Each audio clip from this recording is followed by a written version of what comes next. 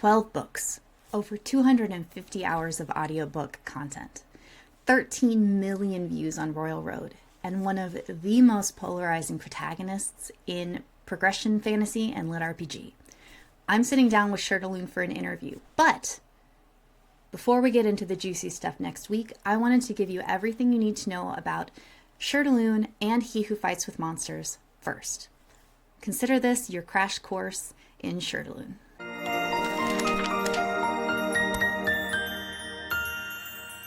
Hey darling, welcome back to my channel. Boyce here, and on my channel it is my goal to help you find your next book obsession. I'm in my hoodie of the day, I'm cozy, and I am ready to dive into today's video. So I'm filming this before my interview with Travis Deverell, better known as Shirtaloon, and I want to explain why this is a separate video. Look, Travis has done a lot of interviews over the years. He has answered the same questions dozens of times. Where did the pen name come from? How did you start on Royal Road? Who is Jason based on? And don't get me wrong, those are great questions, but he's already answered them pretty thoroughly. So I wanted to ensure that my interview with him felt fresh and fun, so I did the research ahead of time. I went through all of his past interviews, or at least most of them, I think. His Reddit AMAs, his author's notes, anywhere he's talked about his process, his story, his journey, etc. I compiled the answers to the questions everyone always asks so that when we actually get to sit down together, we can skip the basics entirely. That means that when the interview drops, we're going straight into the good stuff that you haven't heard before. Craft decisions, behind the scene choices, I really want that conversation to feel fresh and exciting for you.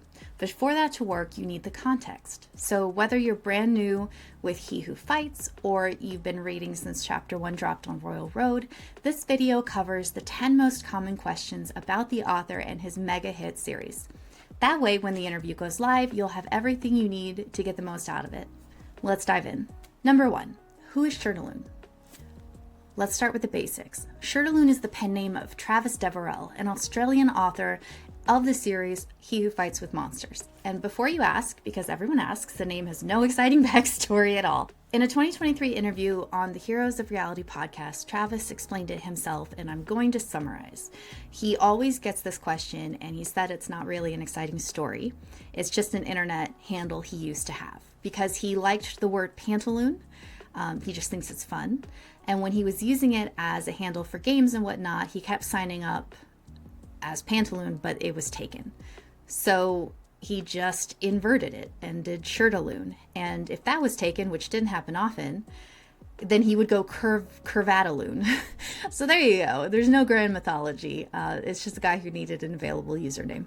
Travis started writing He Who Fights with Monsters while procrastinating on his academic work. His official author bio puts it perfectly. In the middle of penning a dry academic paper, Shirtaloon had a revelation. He desperately needed to write something very silly. That procrastination project became one of the most successful web serials ever written. Number 2, where can you read it? So where do you actually read this thing, right? You've got options. Royal Road, the free web serial platform where it all started. The series launched there in September of 2019 and has accumulated over 3.8 million total views, 28,000 followers, and nearly 20,000 favorites. New chapters drop Monday, Wednesday, Friday. You're about 8 weeks behind the Patreon, because on Patreon you get early access to chapters, but Royal Road is completely free. Now the downside is you cannot read anything published on Amazon on Royal Road. So to read the rest of the books that have already been published, you need to go to Kindle and Kindle Unlimited. All 12 books are available there. If you've got KU, you can binge the whole thing at no extra cost. Book 2 reached number 5 across all genres on Amazon when it launched in 2021, which is insane to me. Now, Audible, and this is where a lot of people discover the series. Book 1 was selected as one of Audible's best audiobooks of 2021, and the series made Audible's top 100 book series of all time in 2024. As of late 2024, his Patreon has over 23,000 members and generates, and this is staggering, approximately 45,000 monthly, though he's been on a hiatus due to health issues, which we're going to get into in a little bit. The series is also getting a graphic novel adaptation through Vault Comics. Number 3, how many books are there? As of now, there are 12 published books on Amazon. Travis originally conceived the series as 4 volumes, each containing a complete story arc. He called it a quartet of trilogies. But it just got to be too long, and so he broke it up into what is now 12 books. Books 1 through 3 cover the first arc in the other world. 4 through 6 handle the Earth arc, and so on. There's something different that happens in each arc that completes itself by the end of the 3rd book in that trilogy. But here's the thing, the series has expanded beyond that original plan. Book 13 is expected soon, and Travis is actively working on it. I have heard rumors that the series will likely wrap up around book 15, but I cannot confirm that. Now, fair warning, these are not short books. Each audiobook runs between 22 and 29 hours per book. The first book alone is nearly 29 hours. I mean, we're talking massive door stoppers, bricks really, and if you're committing to this series, you're committing to hundreds of hours of content. Please keep that in mind. The web serial On Royal Road currently sits at over 970 chapters, though again, some of it had to be taken down because of Amazon Kindle Unlimited terms of service. So there is a concept of archive panic that is a concern for new readers, and it's completely valid. Number 4, what are his writing influences? Travis has been open about his biggest influences, Terry Pratchett and Douglas Adams. Now, he's quick to say his humor isn't exactly like theirs, but what he took from them is the idea of contrasting real-world sensibilities with the absurdity of genre fiction tropes. Here's how he put it in a Bookhounds interview. One of the first concepts that eventually became He Who Fights with Monsters was the idea of what happens when an Aussie bloke meets Gandalf. At the end of the day, he finds someone explaining the Karate Kid to a wizard to be inherently hilarious. In the Heroes of Reality podcast, he expanded on this, noting that the clash between high fantasy seriousness and modern Australian irreverence is the DNA of the whole series. He talks about writing scenes that genuinely make him cry, and his belief that if you can't make yourself cry while writing, you'll never make your readers cry. That emotional honesty combined with irreverent humor, I mean, that's the balance Travis is always trying to strike. It's not parody. It's tonal dissonance played for both comedy and character depth. His author bio also mentions that success has allowed him to fund an excessive board game collection that he doesn't have the time to play because he's always writing. The unplayed games sit on the shelves behind him as he works, silently judging him. Now, one thing he told me is that he has completely upgraded his Wingspan board game, and I am so envious because Wingspan is one of my favorite games, and he has all of these nice little nests to put the eggs in. He has completely upgraded all of the tokens to be metal, and he said that the box is ridiculously heavy when you sit it down, and I want nothing more than to play that myself because that sounds so nice, and I'm really excited about the idea of having something that upgraded for Wingspan. So totally jealous of that, but I will have to live vicariously through what he tells me about it because, I don't think I'll ever be able to upgrade mine like that.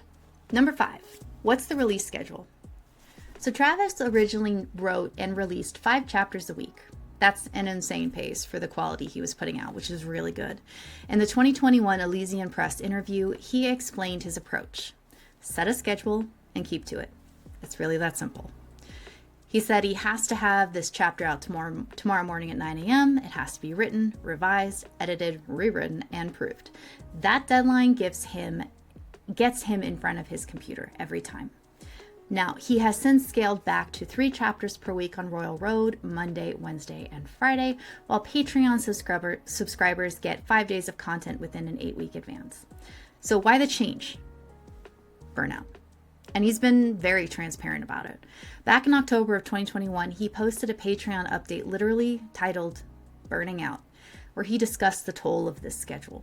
He's taken mental health breaks, paused Patreon billing during hiatuses, and consistently emphasized sustainability over speed, which I immensely respect. In the Royal Road interview, when asked what advice he'd give aspiring writers, he said that his advice for newer writers was to publish consistently and frequently, so long as doing so does not compromise quality, mental health, or personal relationships. As he says, those things are all more important than publication frequency. Don't get me wrong, discipline matters, but so does not destroying yourself in the process. Number 6, and this is a big one. What happened with his health? This is the question that has been on everyone's mind, and it is very serious. In early 2025, Travis contracted melioidosis, a severe bacterial infection that apparently I cannot pronounce, that can affect the lungs, brain, and other organs. He was hospitalized for nearly 2 months, and by his own account, came scary close to death. His family flew across the country to say goodbye while he was in a coma. Then in December 2025, it came back. He was hospitalized again, though this time he emphasized, "I'm not in any danger and I'm actually feeling fine. There's just a lingering infection because I had to take a second choice antibiotic due to being massively allergic to the better option," which is really unfortunate. The web serial has been on hiatus, and Travis has said repeatedly that he has decided that it's more important to focus on getting better now so that he can get back to work when he's actually ready, not when he wishes he was ready. The community has rallied hard, and the general sentiment from readers has been overwhelmingly, take your time, get well, the story can wait. If you're a fan waiting for new content, patience is the move here. I mean, come on, the man nearly died. Let him recover. If you want to read the whole post, I am going to link it in the description box below. It is available on Patreon for free. It's a pretty long one, so if you're going to go through it all, maybe text-to-speech is going to be the way to read it, but that's up to you. Number 7, what is the magic system? Okay, so let's talk about mechanics, because this is a LitRPG and the system matters. He Who Fights uses what Audible's official description calls a unique progression system combining cultivation and traditional LitRPG elements. Here's how it works. Essence absorption. Characters absorb magical essences that divine their powers. The essences you choose determine what kind of magic user you become. This is where strategy really comes in, because different essence combinations create different builds. Next is the ranking system. Power is measured in tiers: iron, bronze, silver, gold, and diamond. Each rank is a massive leap in capability and also determines your social status in the world. The RPG style mechanics are next. Jason can see stats. He has an inventory system. He can identify objects and creatures, and he receives quests. It's very game-like, but integrated into the world rather than feeling like a video game overlay. What makes Jason's build unusual is that he's an affliction specialist. So instead of having big flashy attacks, his powers are focused on damage over time. Poison, bleeding, necrosis. His magic looks villainous. There's darkness, there's blood, there's decay, even though he's trying to be heroic. Audible's series description captures it well, in my opinion. You see him gain suspiciously evil powers through a unique progression system combining cultivation and traditional LitRPG elements. Here's where you get to enjoy a weak to strong story with the main character who earns his power without overshadowing everyone around him. Gets plenty of loot, there's loads of adventurers, there's gods, and there's magic. It's an unconventional protagonist build, and it shapes how combat plays out in ways that feel really fresh for the genre. Okay, thank God I'm still recording. Fuck, I had a moment of panic there. Woo! Number 8, who narrates the audiobooks? The audiobooks are narrated by Heath Miller, and readers are obsessed with his performance. Heath was born in 1980 in Perth, Western Australia. He's a graduate of the Western Australian Academy of Performing Arts and has done extensive TV work in Australia and the UK before moving to the USA. According to his IMDb page, he's known for shows like Ship to Shore, The Shark Net, and Minty. But audiobook narration is where he has made his biggest mark. His website notes that books Heath has narrated have been #1 Audible bestsellers and appeared in several Best of the Year and Best of All Time audiobook lists. So why does it matter that he's Australian? Because Jason Asano is Australian. Having an actual Aussie capture the cadence, the humor, the cultural references, it makes a huge difference. As one review from the Audiobook Review puts it, I am immensely glad they picked an actual Australian to narrate this book, the MC being an Aussie and all, and his sense of timing works well. No issues at all with narration or quality of this audiobook. Audible's top 100 list praised him specifically. You haven't heard voice work until you've heard Heath Miller's take on monsters, wizards, and more in this saga of a charming but unprepared everyman thrust into a fantasy world.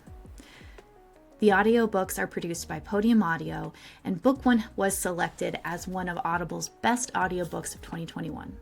The editorial note for this said, LitRPG fans flocked to the first entry in this new series from an Australian writer, Shirtaloon, loving its unique, relatable main character and strong performance by Miller.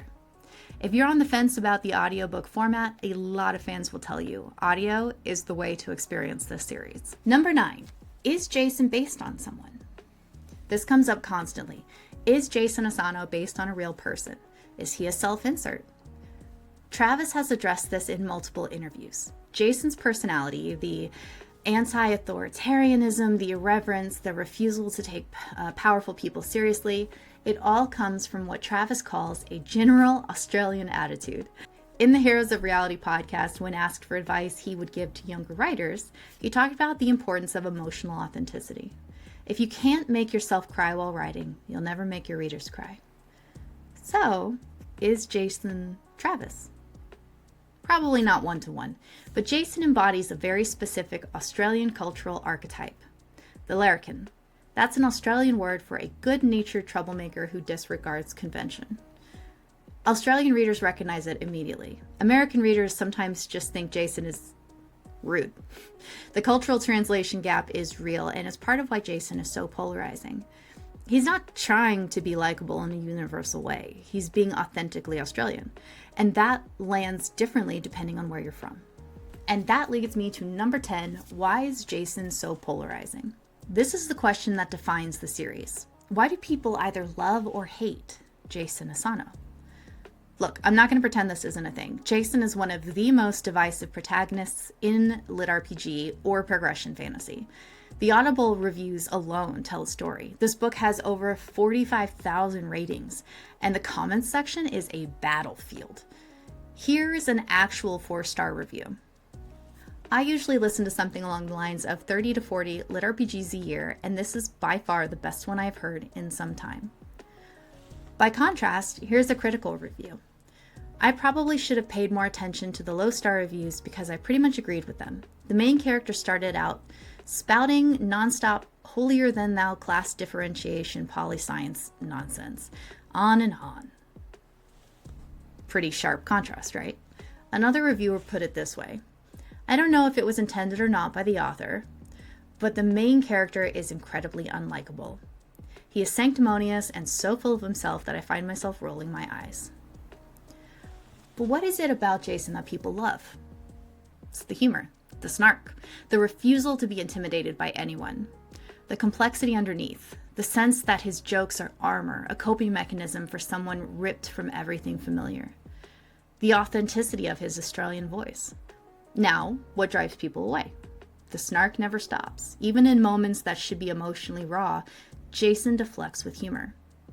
There's political commentary. Jason's views on class, religion, and nobility can feel repetitive and preachy to some readers. There's the sense that he never faces real consequences for insulting powerful people. Here's the thing. Travis knows Jason is polarizing. We've been over that. In his Royal Road interview, he was asked about the challenges of the series and acknowledged that there really isn't anything out there quite like it, which includes the protagonist. My take, go through my videos, shameless plug, but still, before you commit to the story. If you loved Deadpool's fourth wall breaking humor or Harry Dresden's snark, Jason will probably work for you. If you need characters to take serious moments very seriously, proceed with caution. Jason is simultaneously the series' greatest strength and its greatest weakness. And that's not a flaw, that's a feature. But it's not for everyone. So there you have it, the top 10 things everyone wants to know about Shirtaloon and He Who Fights with Monsters. Now you're all caught up for the interview.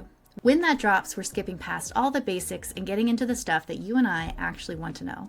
The creative decisions, the behind-the-scenes stories, and the questions the community has been dying to ask, but haven't been answered. If you want my full breakdown of who should read book 1 and who should skip it, I've got a first look video on this channel that goes deep into reader reviews. Now, drop a comment and let me know, what do you want me to ask Shirtaloon in the interview? I'm genuinely curious about what you're dying to know. Hit subscribe so you don't miss it when the interview goes live, and happy reading, my darling. I'll see you in the next one. Bye.